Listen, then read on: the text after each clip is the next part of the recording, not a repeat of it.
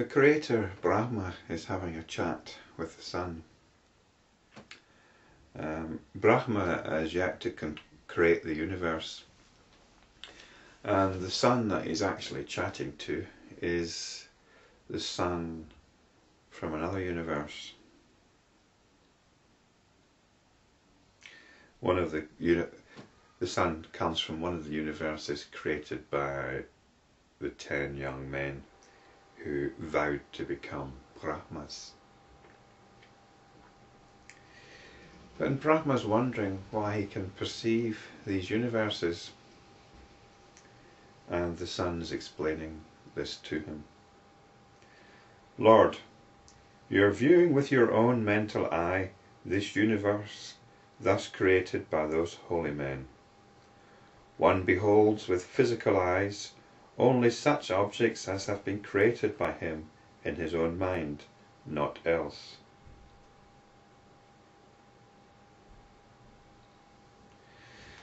So that's an interesting statement, isn't it? We behold with physical eyes only such objects that have been created in our own mind. And this ties in with what I've said before about how we construct the notion of physicality from the experiencing that is going on. I'm not quite sure that this is what it's getting at here, though, because I think this particular passage in the Yoga Vasistha has another agenda. I'll explain that agenda in a minute. These objects which have been created by the mind are indestructible, which is fair enough. If you think of an object in your mind, it doesn't need to decay or anything. Although it does come and go, you'd have to hold it there consistently. Only those objects which have been put together with material substances disintegrate. Now, what we're getting here is duality. We're entering a part of the Yoga Vasistha which belies its essential message. And this passage and the next few chapters are actually clearly delineating mind and body here. So let's go through this with a critical eye.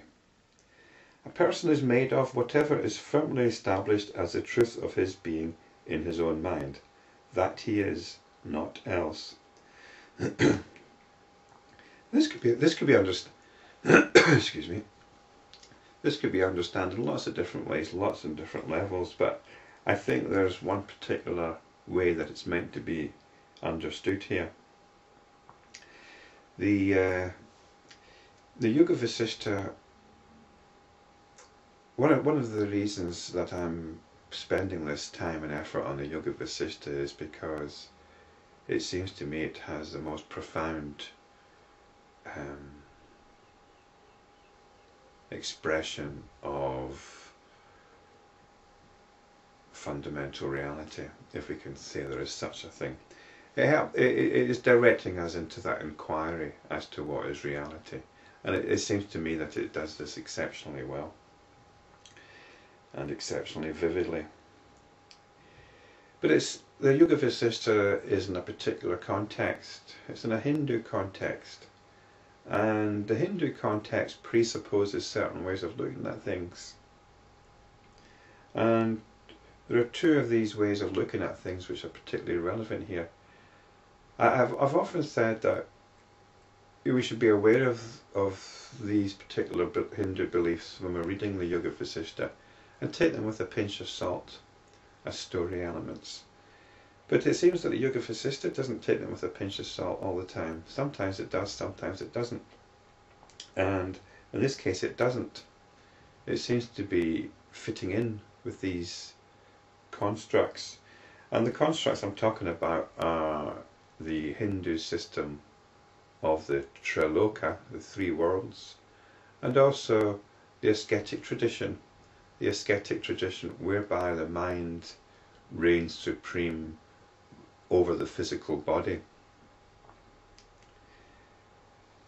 The ascetic tradition has no spiritual value.